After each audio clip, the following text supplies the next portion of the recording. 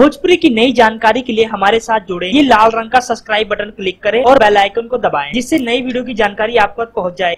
जान लीजिए, सब्सक्राइब करना बिल्कुल फ्री है।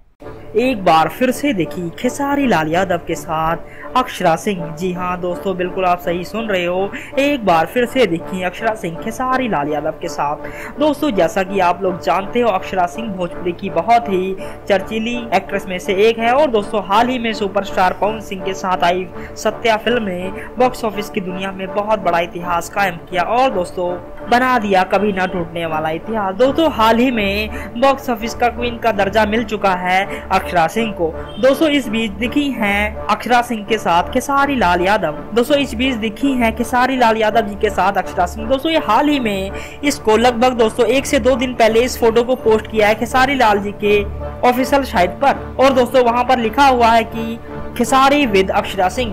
तो दोस्तों, इसे हम अनुमान लगा सकते हैं कि खेसारी लाल यादव के साथ अक्षरा सिंह जी की बहुत सुपर डुपर हिट फिल्में हैं। और दोस्तों, पवन सिंह के साथ तो वो बहुत बड़ी स्टार बन ही गई। धन्यवाद।